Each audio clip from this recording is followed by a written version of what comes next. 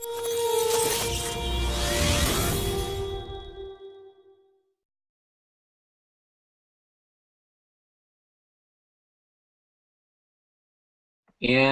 good day, TFT, regardless of what time zone that you're in. Welcome to TFT13 and this session with Mr.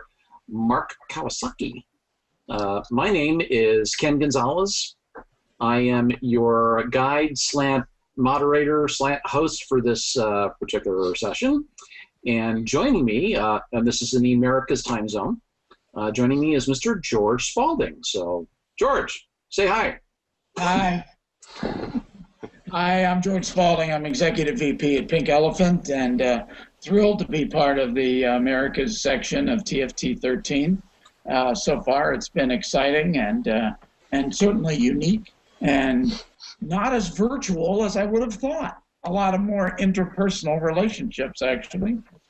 And I'm anxious to see the phenomenal slide deck that Mark Kawasaki has promised us, and that's going to be one of the best slide presentations I've ever seen. Yeah, be sure to pick those slides up at the end of the presentation. Yeah, right. You'll make those available, won't you, Mark, those slides? Somehow. What are you going to talk about, Mark? Yeah, so what George is referring to there, I have no slides, and that was intentional. I actually haven't run through the presentation yet, and that was also intentional. Trying to be as authentic as I can here. So the topic is the practitioner's road, and it's really, you know, I wanted to speak to practitioners directly and share some of my experiences as an IT practitioner. Really, I mean, any kind of practitioner, anyone who's out there doing the work and living with the consequences and kind of living under the umbrella of the value that their organization provides, whether it's products or services, and see how we can connect. So that's cool. It.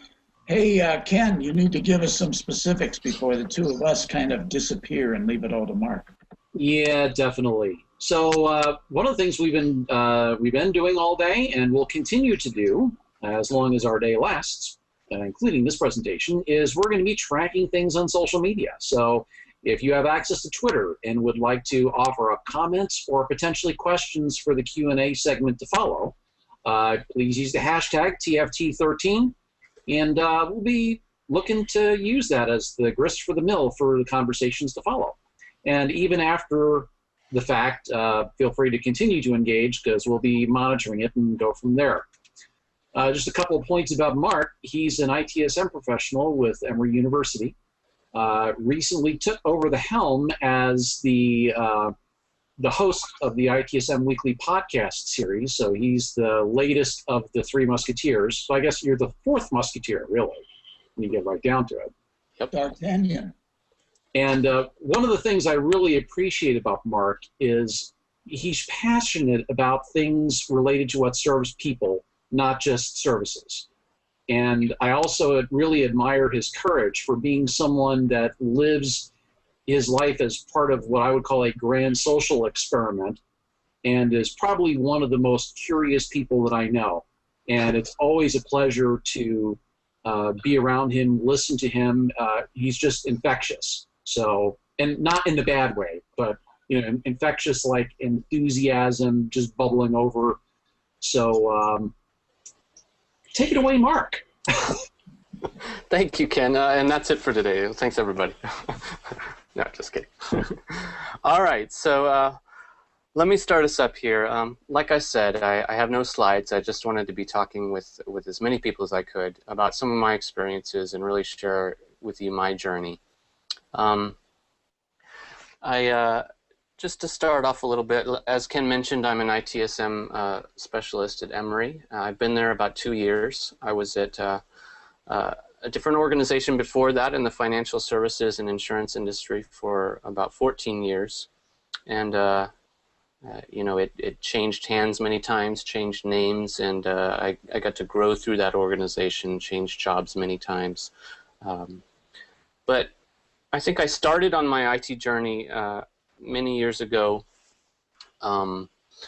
after college. I actually went to college for comparative literature, and comparative literature kind of grew out of more of a personal interest in artistic, kind of grand sweeping themes.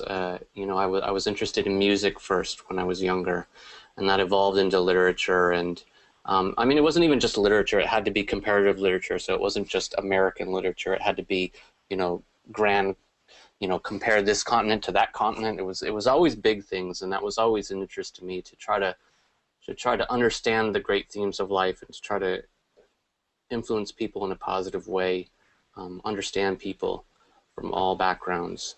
But obviously, you know, that was a different world. I was in Seattle, right around the time of Kurt Cobain's death, actually, in Seattle. I don't know how to describe that world, except it was kind of an underground, grunge intellectual, you know, wonderland for me when I was in school. It was a great experience. We didn't understand the business world at all. I actually remember walking across campus and walking by the business school on campus and cringing and thinking, I want nothing to do with those people, which is really ironic to me. But we weren't political either, which was kind of strange. I mean, we just weren't that engaged with the world, and me and my friends at least. And that was kind of shocking to me a few years later, I think, 1999, and the World Trade Organization protests in Seattle and how the city became so involved and engaged with that. But it was a changing time then. It was there was a lot of money coming into Seattle. Neighborhoods were changing right before our eyes, gentrification, and I really left in the middle of it before it all changed, and came to California, started a family, got married, and again, a different world.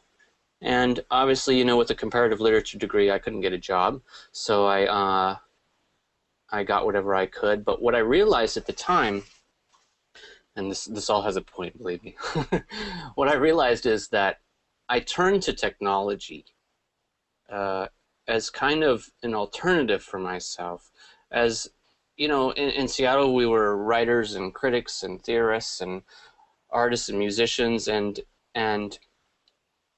when I got down to California and started a family and had different priorities, I realized that, you know, the life of a writer and a tortured soul was not exactly the best thing for my family, and I wanted to find a way to protect them and to really go a different route. And technology seemed the perfect avenue for me. It was the idea of babysitting inanimate objects offered me so much kind of mental freedom, and it seemed the perfect thing for me to get into. And I didn't know what that meant at the time. I mean, I had a Macintosh when I was young, but it was important to me to kind of figure out how I could get started there. There was an opening for a help desk position, and it said A+ certification desired. I had no idea what A+ certification was, so I went out and bought one of those big books and read it through and passed the exam in like 5 days, and in time for me to actually have it for the applying for the job, and I did that, and I got the job in. It's interesting to me now. I mean, that was in 1997. So it was the beginning of the internet age. I mean, literally right in between, let's see, Amazon and Yahoo had started. Google had not started.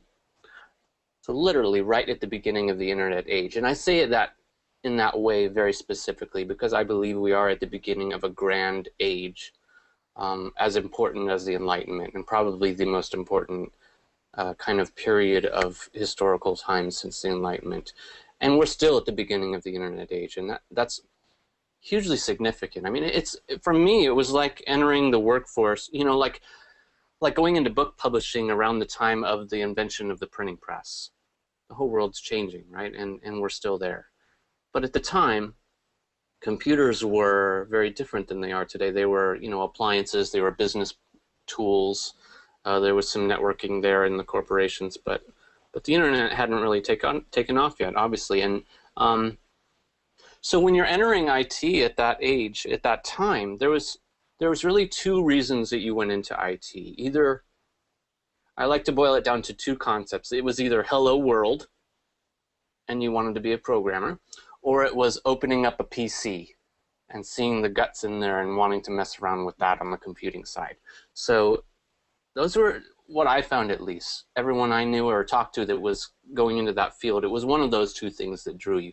Or you were a business person and you ended up coming in as a business manager in IT on that route. So for me, it was the hardware and the PC side of things. So I started off at the help desk and quickly kind of went through a series of positions, you know, to more of a desktop engineer, desktop manager, server engineer, network manager of those teams, and then on to, you know, combined teams, project management, small and large-scale enterprise projects, moving data centers, all this kinds of things, and that many of you I know have done. And it was an interesting experience working my way through the ranks there at that corporation and trying to understand what we were doing. I think business value for me at the time, in my experience, was kind of nebulous, and as I mentioned before, you know, in different talks and sessions I've given, the business tends to hoard value, and it doesn't really belong to IT in many cases, and I see that changing, but at the time it was very difficult. IT was very much just an infrastructure thing, and the corporation, you know, even as I progressed, struggled, as many do, between being innovative and just fighting fires. And but the pursuit of business value in and of itself, I think, is interesting for many people because they can connect with it in terms of, I mean, I used to get excited about ideas like getting IT folks to go to business training, you know, the same training that a customer service representative will go through, or a new analyst or something like that. That's connecting with business value, but it's still very kind of cut off from the whole entire experience that I'm really trying to work with and push today. As I was going through my time there, like I said, I started to think more about business value and how much more there might be.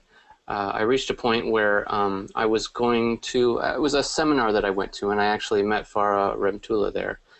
It was a seminar and or like a local user group or something, and we were standing around afterwards, and she said to me, well, there was a couple people there, and they said to me,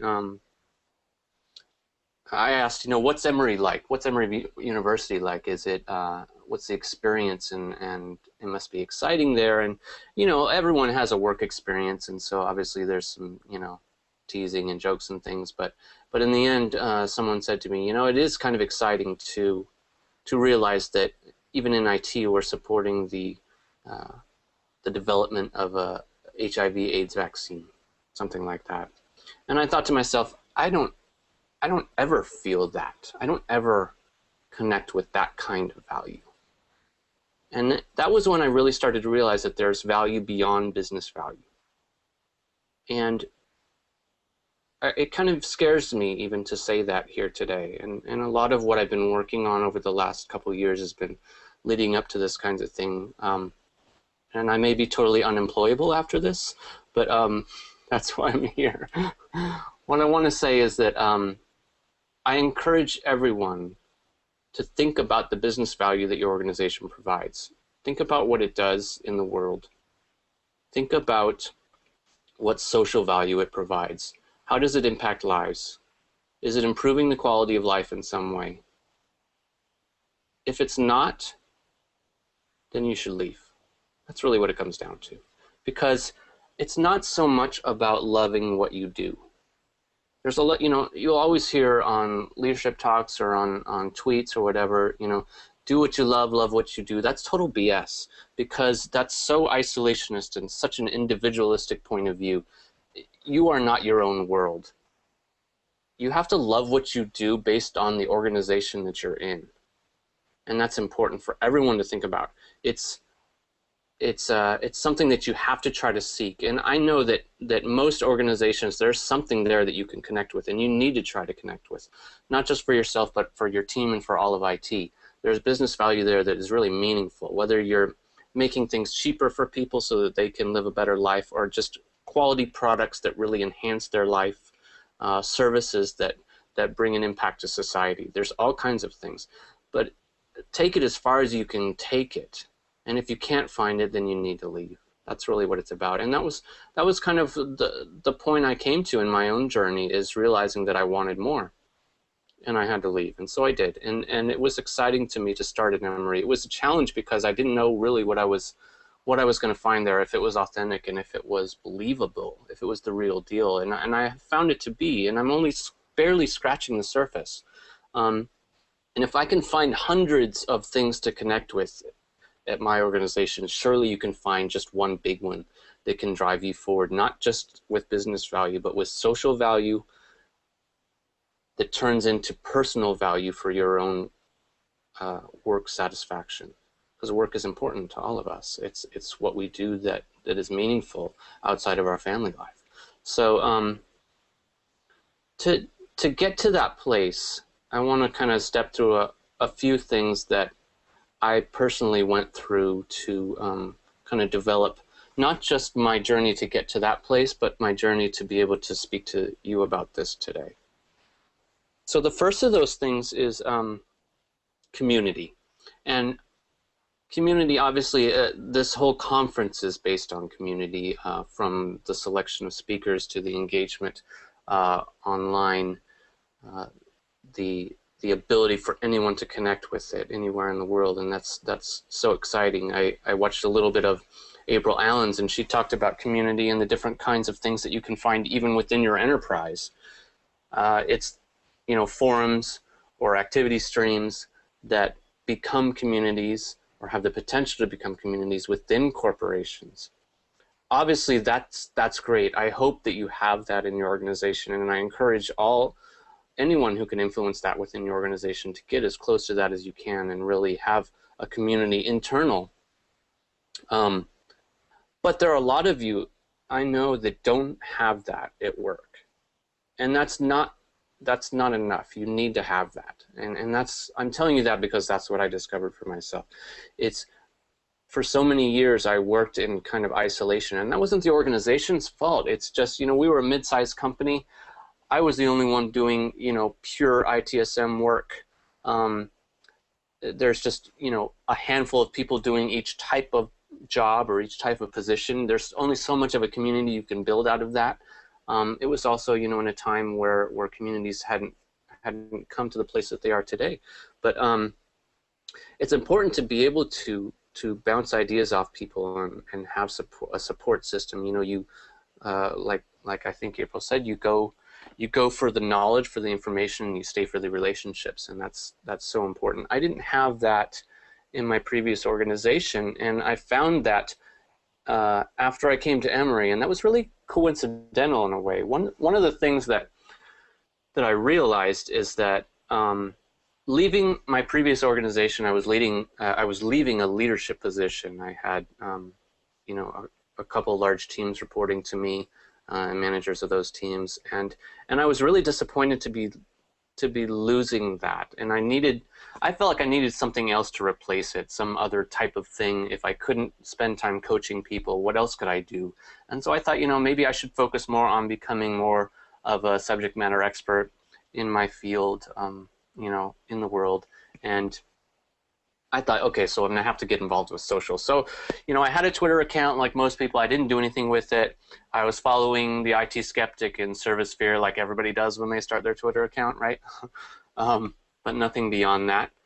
And I realized, you know, okay, so this is something I gotta do. So I started trying, and it's weird how it takes really trying at first if you don't get it. But I encourage you, if you're not involved in online forums like Back to ITSM or Twitter or other places where other people are conversing and supporting each other, please try to do that. It's not enough.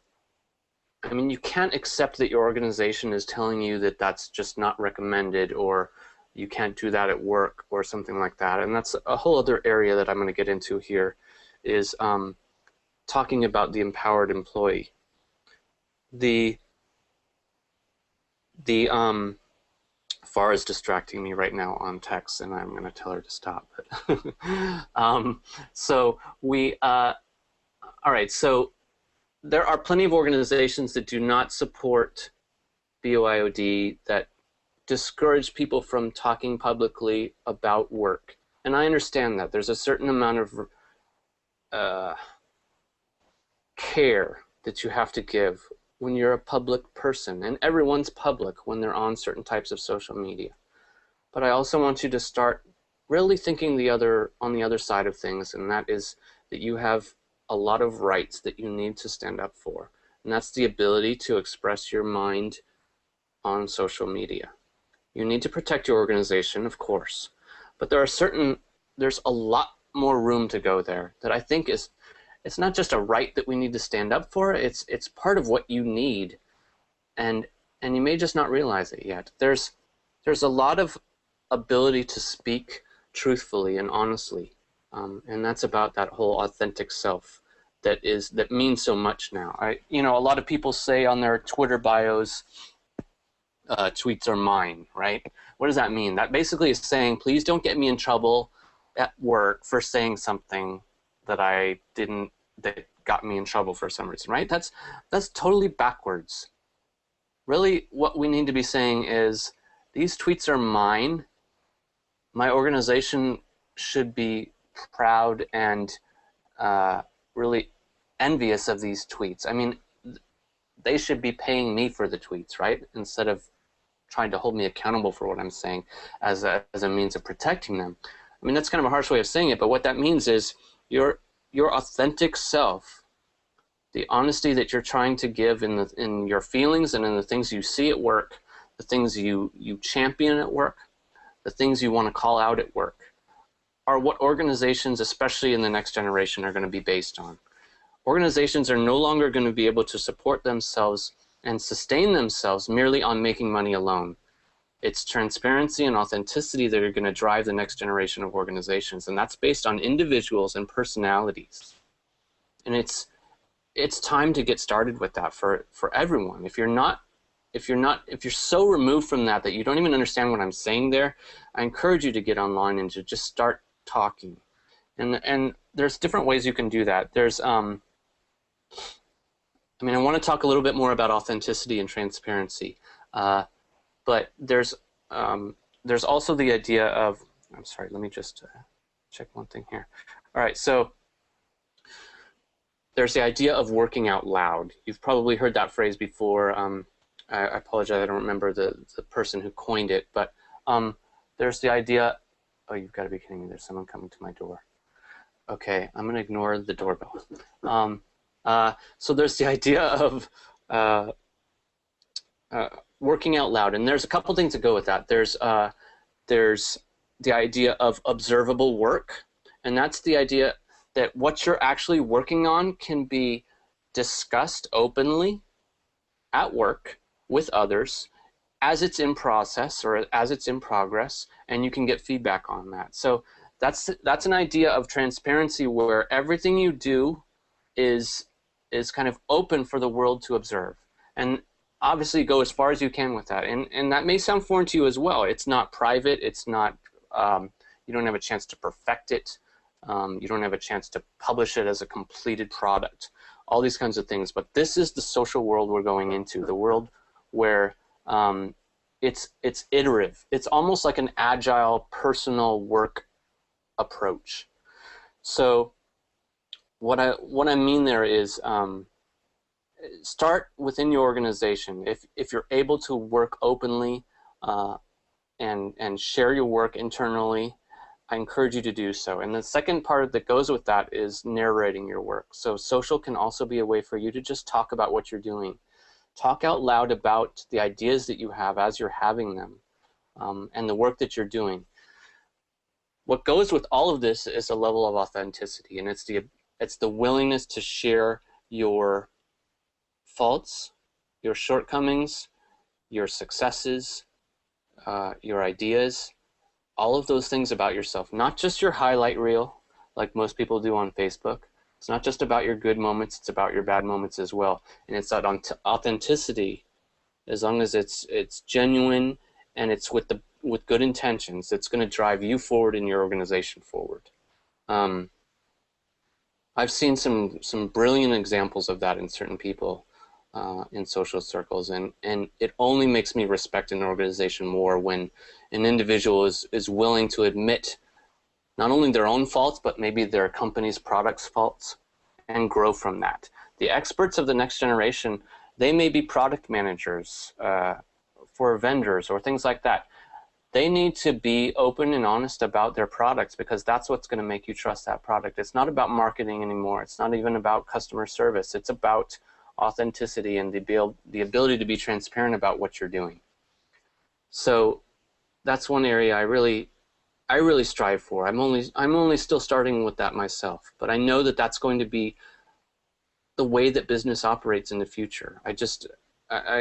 I hope you see it as well. I mean, especially we look at the millennials and the younger generation, and they're growing up in a different world where privacy means something altogether different.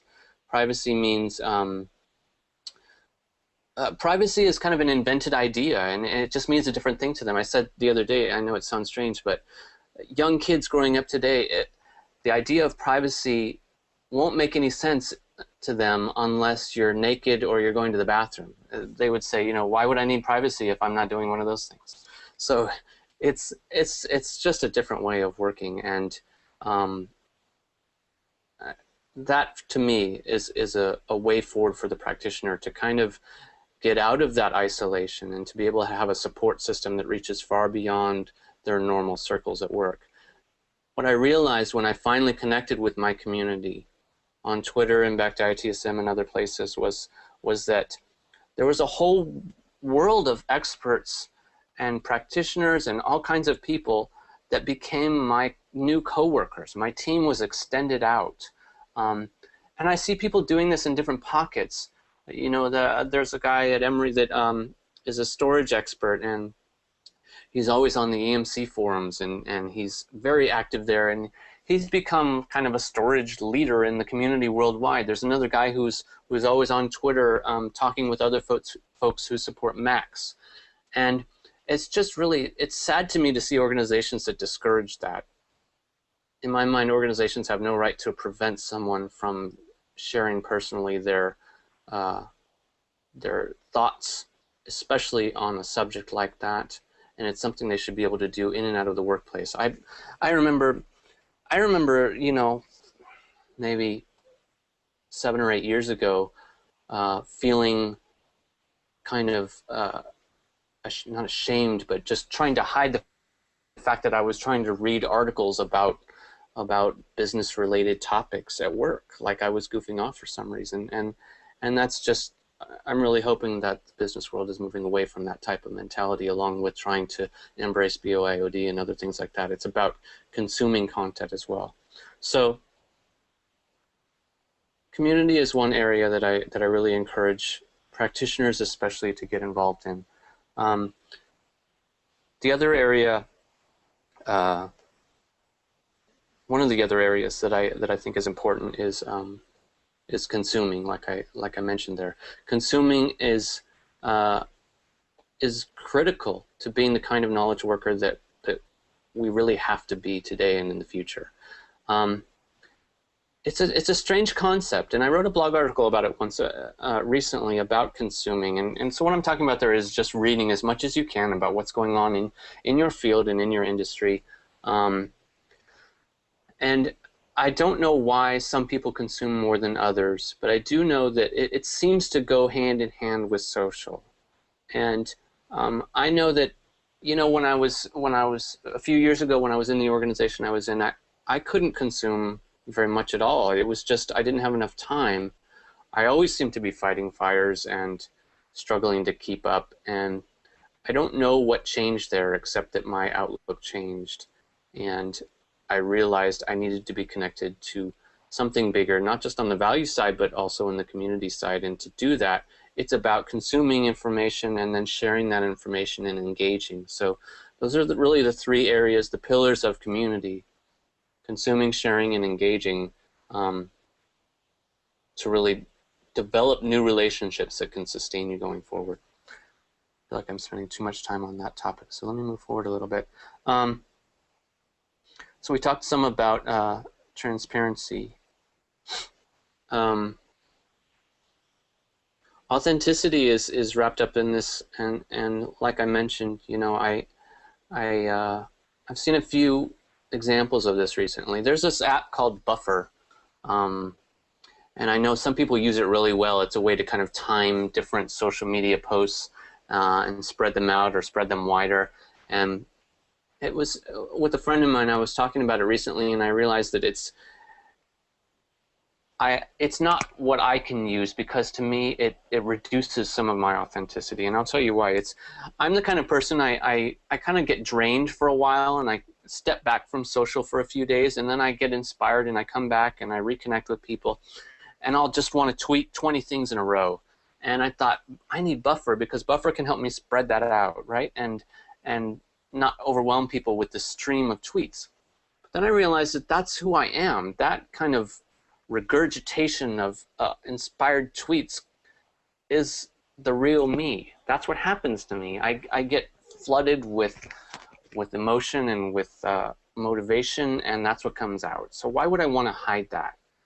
At the same time, you know, my friend Earl Begley was posting the other day about how he really wants to produce more content, but he was nervous about how good it was, or how accurate it was, or how it would be received. And my response to him was the same, that being authentic is really what people want today, to be able to say exactly what he just said there, that he's unsure, but to post it anyways, to say, you know, I don't know if this is good, but I'm giving it my best shot, and I'm just going to produce it and put it out there. Those are all parts of authenticity. Authenticity is a difficult subject to even talk about, because it's impossible to really say what's real and what's fake and what's authentic and what's not. But I know that you do not belong to your organization in the way where you need to just represent a marketing point of view all the time. Authenticity is about presenting your true self, and you better believe in that business value, or it won't be believable at all. So again, coming back to that theme, find a way to connect with your business value in a way that's bigger than yourself, that's bigger than the organization, and it better be if they want to survive. It better be providing social value, and that will actually turn into personal value for all your employees. And being able to just stand for that, and to improve relationships between IT and the business, to improve your innovation within your company, all of that goes back to authenticity. We're going to go in here, 36 minutes.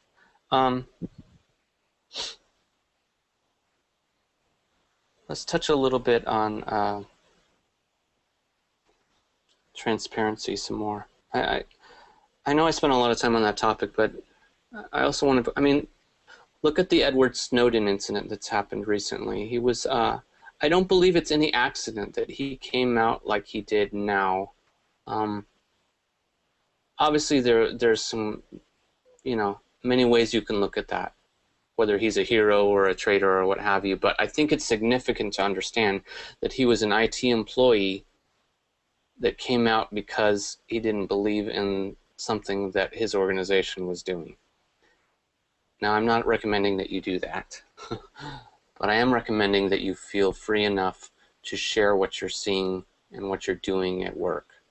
And that's hopefully about a lot of good things that you're seeing, and breaking down some of that. There's a recent article I read about a company that has, I don't know if it was an office or their headquarters, but it's completely encased in glass to promote transparency, that anyone can walk by and see exactly what's going on in there.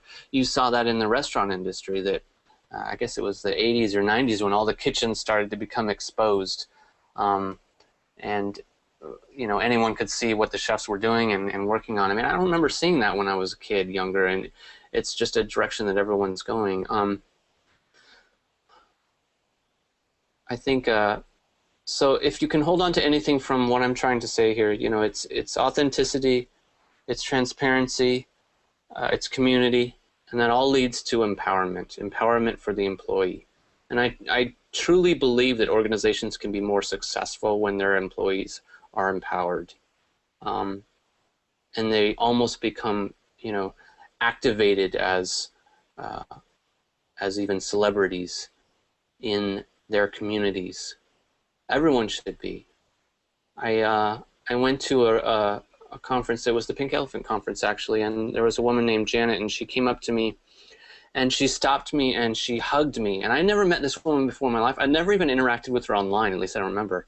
And she said, "Thank you so much for everything that you do online and blogging and tweeting. It just means so much to me." And it was really moving for me. And the only thing I could think of is, why isn't everyone experiencing this?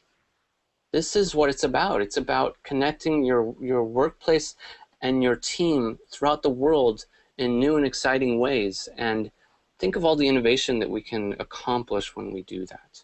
It's all about innovation now. Like I mentioned, going back to those employees entering the workforce when I first started, when it was just about programming or hardware. Now it's about innovation. What are the young kids who think about going into IT thinking about today? They're thinking about innovation. They're thinking about, you know, fancy apps on iPhones. They're not thinking about, you know, RAM and hard drives. There are services that are going to end up moving to the cloud, and there are plenty of employees that will be happy there, and that's fine. But I think you're going to fall into one of two camps. You're either going to have to live by a grand sense of value in your organization, or you can work for, you know, more of a service-oriented company that's providing the back end. But you got to know what you need, and you got to really seek out the best that you can in one of those areas. So practitioners, get out there, say hi, meet some new people, share what you're doing, don't be shy, challenge your organization, be as open as you can be, and be as authentic as you can be. And I'll see you out there. That's it for me. Thank you. Well, don't go anywhere. I'm not going anywhere. So, George, questions or comments on what Mark had to say? So I'm curious, Mark, because a lot of what you were talking about, you know, I come at it from a whole different generation, as you can well imagine, is in many ways the nature of work. And you know, when I was younger, my life was very much defined by work, and I moved for work, you know, and my family came with me and moved again and came with me again. I see that very, very different in my children. My children pick they've picked a place to live. They know where they want to live, and they know the lifestyle they want to have. Now let's see if we can get a job. Yeah. A completely different mentality than the one that I grew up with, and I certainly look at them, and I look at me, and I think they're doing a better job, quite frankly, because you know, my family was subject, if you will, to work. They were subject to whatever I had to do or wherever I had to go or be or all that stuff. Whereas these guys are making whole different decisions, and it sounds like you also are making those decisions. So I commend you for it. It's just very different when you're my generation, and thank God I have children to look at and say, oh yeah, they're doing it very differently than I did, and doing just fine. Yeah, I think that's a great point. I think the corporation is moving more towards a co-op, a cooperative, you know, where it's about the individuals who come together to do something great more than it is about a corporation who happens to employ individuals. But so yeah. Yeah, it's very, very different. Ken, do you have a question? Well, I got a couple comments. Great. The first is that I think that your portion of the conversation about practitioners loving what they do and being able to look to see what it is that they can connect with where they are now, and then taking that as far as they can go and then needing to move on. Absolutely relevant. And because the thing that it really drove me to think about was that it's a difference between being motivated and being inspired. Because it's one thing to be paid, and everybody wants to earn a living wage and, you know, live where they provide for themselves and their families. That's all well and good. And consistently, if we look at employee surveys, why people end up leaving isn't necessarily because of pay. It's because of things related to recognition and the things that actually have them be inspired about the work that they do. And I think that if we don't pay attention to where we connect with what we're doing, how that fits in the context of the organization, what that's done in service of, we end up really missing a huge component that whole social personal value connection is completely missing. So I really like that is represented in at the core of what you were talking about. And it's about time that we had as a larger conversation. I think that's great. You're right. I think I'm living proof that it's not just about loving what you do, because you can love what you do in different ways depending where you do it. I truly believe that. It's not just about loving ITSM for me. It's about loving ITSM with the opportunities that I have at Emory. And I mean, one way I noticed that was I recently visited Zappos. And one of the questions I asked when I was there was, do you just have to find Zappos people? Is that what it is? Are there just certain Zappos people and you have to find them to build your organization? And she said, no, there are so many Zappos people out there, and they don't even know they're Zappos people until they get here. And that to me speaks a lot, right? It's like they could be connecting with that higher thing that Zappos has to offer, but they don't even know it because they're not seeking after it enough and realizing I've got to be somewhere like that, right?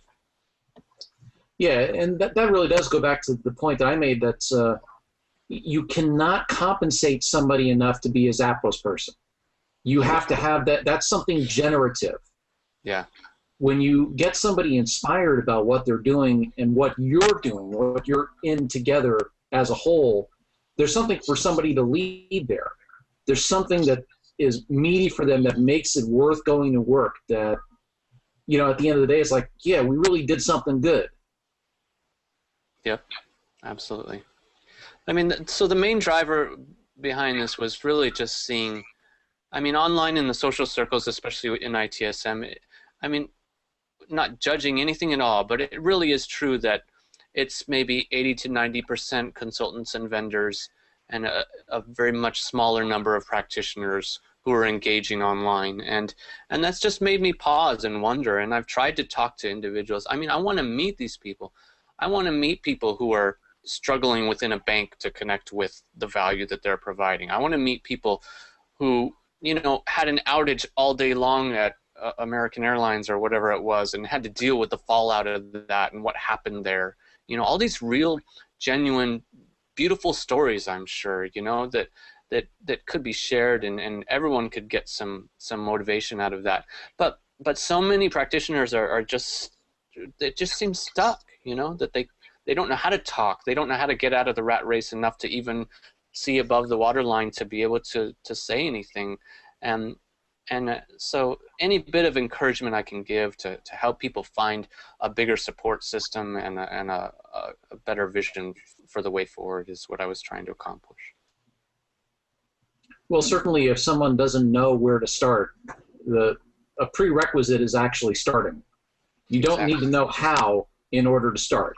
You need to start, and then you'll figure out the how along the way, because there's lots of people in the industry that are willing to give of themselves and to engage and to be part of the conversation and help unfold that. And I think that TFT and the community in which we live and work is a perfect example of it.